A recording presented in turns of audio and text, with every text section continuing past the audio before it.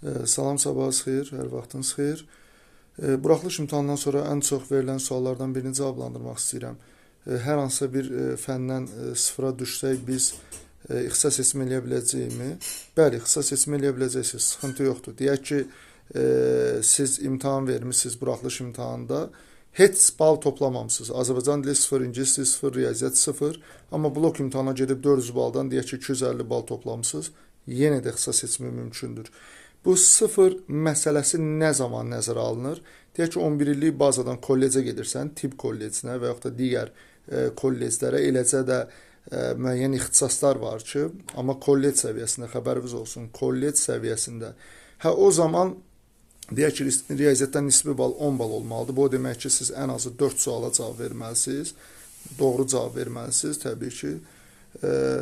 Digər fənlərdən nisbi ballar ingilis dili və Azərbaycan dili olaraq 20 baldır. İndi bəzən ingilis dilli ixtisaslarda 40 balda tələb olunur. Amma ümumilikdə ixtisas seçiminə bunun heç bir təsiri yoxdur, narahat olmayın. Hətta ola bilər deyək ki, ingilis dilinin 100 baldır, Azərbaycan dilinin 100 bal, riyaziyyatdan 0 toplamsan, yenə heç bir sıxıntı yoxdur. Amma yetər ki, keçən bir neçə şagirddə bu hal oldu. Buraxılış imtahanında 250-260 yığanlar hətta var idi. Blok imtahanında gedib 100 ballıq limitdə ilişdilər, qaldılar. 400 baldan belə 100 balı müəyyən səbəblərdən keçməyənlər olmuşdu. Blok imtahanında da belədir.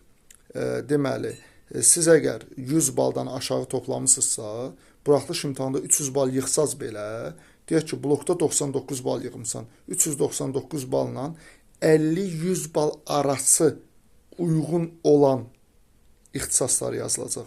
Çünki neçə illərdir mən bu ixtisas seçimini eləyirəm. İxtisas seçiminin öz parametrləri var. Yəni, indidən biz o suallara, o məsələlərə tələsməyək. Yəni, zəng eləyənlər var, yəni öz şagirdlərimizdən var, şəhərdən var, kənardan var, qohum var, əqrəba var, amma araşdırır. Amma bu parametrlərə hələ tez var. Yetər ki, blok imtahanına maksimum dərəcədə çalışın. Birinci dərəcədə öz şagirdlərimə də demişəm o məsələni, yəni kimlərsə əgər ay nə bilim 3 fənnimiz qalıb, ora qalıb, bura qalıb, necə yazacaq? Xeyr.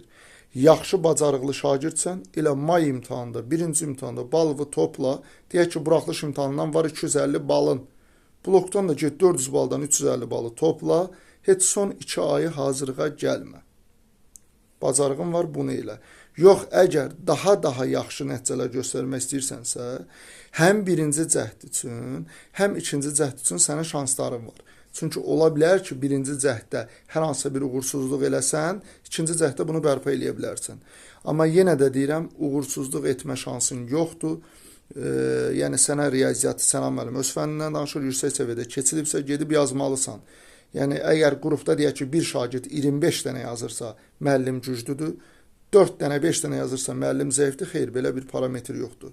Müəllim ya tələbkar, ya məsuliyyətli, ya da çox ciddi olmalıdır. Bu parametrlər yoxdursa, o şagirddən nəticə gözləmək olmur. Amma bir şey də var ki, bütün şagirdlərin səviyyəsi də eyni deyil. Hər birinin tutumu var, riyaziyyat beyni var.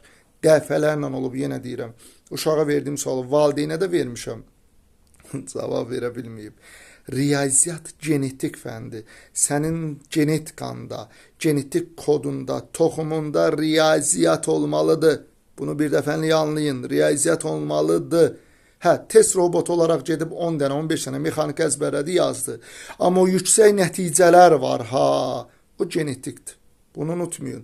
Ona görə bəzən valideynlər olur, mən fərdi qoydum, mən qrup qoydum, neçə il gəldi, istəyir 50 il hazırlaşsın, 50 il hazırlaşsın. Əgər bu uşaqda yoxdursa, mümkün deyil. Hansı müəllim olsun, akademik olsun, mümkün deyil.